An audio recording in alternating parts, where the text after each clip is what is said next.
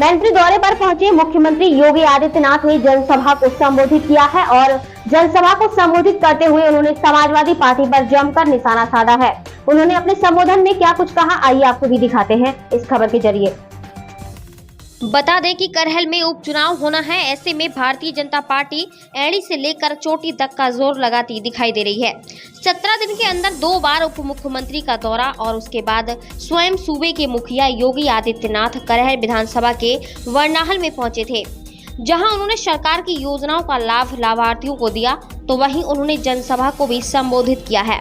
जनसभा को संबोधित करते हुए उन्होंने तमाम बड़े बयान दिए। उन्होंने कहा कि चाचा की नीयत ही धक्का खाना है।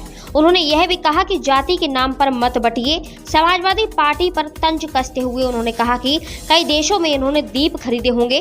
जनसभा संबोधन के दौरान उन्होंने अखिलेश यादव समेत पूरे सफाई परिवार पर जमकर निशाना साधा है और मैनपुरी को पहले विकास में पिछड़ा बताया है और अपनी सरकार में मैनपुरी में विकास होना बताया है। उन्होंने अपने संबोधन में और क्या कुछ बताया है, अब जरा यह भी सुनिए। मैं पूछना चाहता हूँ बहनों और भाइयों, मैनपुरी जो कभी वीवीआईपी जनपद माना जाता था, लेकिन विकास के कार्य में क्यों पिछड़ गया?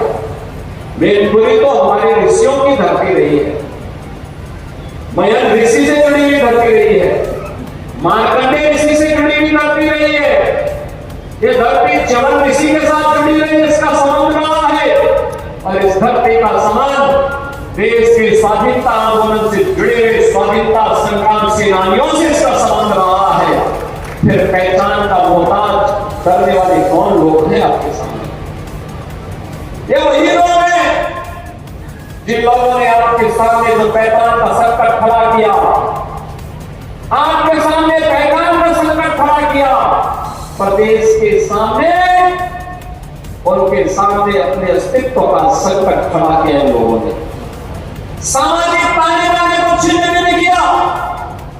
अराजकता और गुंडागर्दी इनके डीएनए का हिस्सा है और प्रदेश में इनका मॉडल देखना है तो मॉडल इनका विकास का नहीं है। ये लोग विकास का नहीं, विकास के कार्यों में लूट मचाने वाले लोग हैं। आपने इनके कारनामों को देखा होगा। इनका कारनामा वही है जो अयोध्या में एक निषाद बेटी के साथ समाजवादी पार्टी के नेता के द्वारा किया गया था। इनके घिनौने कृत्य वही है जो लखनऊ में एक बेटी को कैसे इन लोगों के द्वारा गिराया जाता है, ये इनका चेहरा है। और इनके वास्तविक कारनामे देखने हो तो कन्नौज में घटित घटना और नवाब ब्रांड ये समाजवादी पार्टी का वास्तविक चेहरा है। आज मैं आप सबसे यही कहने के लिए आया हूं कि बहनों और भाइयों, पहले सामाजिक ताने बाने को इन्होंने चिन्ह नहीं दिया, प्रदेश को दंगों के आग में झोंका, विकास के लिए गरीब कल्याण के लिए जो धनराशि राज्य की लगनी चाहिए थी उसमें लूट खसोट किया, नौजवानों को मिलने वाली नौकरी में डकैतियां लगी गई। आज आप देख रहे होंगे कि कल हम लोग 1000 नौजवानों को सरकारी नियुक्ति पत्र देने जा रहे हैं।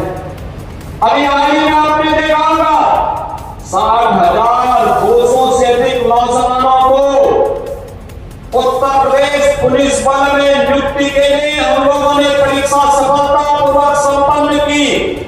मैं कहता हूं ये देश ही नहीं, दुनिया की किसी भी सिविल पुलिस की सबसे बड़ी भर्ती की सबसे बड़ी भर्ती, और कहीं कोई शिकायत नहीं, कोई देखभाल नहीं, कोई भ्रष्टाचार नहीं।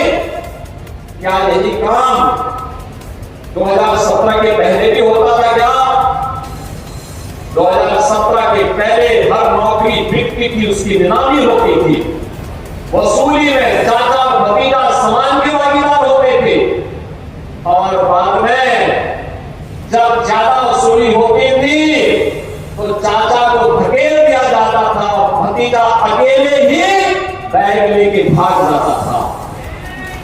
दृश्य पूरे प्रदेश का हुआ करता था। विकास के नाम पर यही लूट खसोट बची हुई थी, यही लूट पूरे प्रदेश में बची हुई थी। बहनों और भाइयों, इनको मैनपुरी की चिंता नहीं थी, इनको टावर की चिंता नहीं थी, इनको स्वयं की चिंता थी, इनको प्रदेश की चिंता नहीं थी, क्योंकि इनको स्वयं की चिंता थी। और इसीलिए जब उनको लगा कि उत्तर प्रदेश सुरक्षित नहीं रहा, इन लोगों ने वो अपने लिए दुनिया के अलग अलग देशों में द्वीप खरीद लिए होंगे। लेकिन बहनों और भाइयों, हमें और आपको तो इसी प्रदेश में रहना है, हमें और आपको इसी प्रदेश में रहना है। चाचा की तो नियति ही है हमेशा धक्का खा करके वहीं पड़े रहना।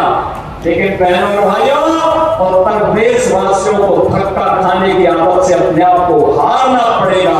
सम्मान के साथ राष्ट्रवादी मिशन का सिपाही बनकर के आगे बढ़ने की हमें आदत डालनी पड़ेगी। और इसी के लिए ये 450 करोड़ रुपए की विकास की परियोजनाओं की सौगात लेकर के आज मैं आपके पास इस मंच के साथ आया हूं। मैं आपको आह्वान करूंगा, आज तो प्रदेश में दंगा नहीं होता, आज तो प्रदेश में गुंडागर्दी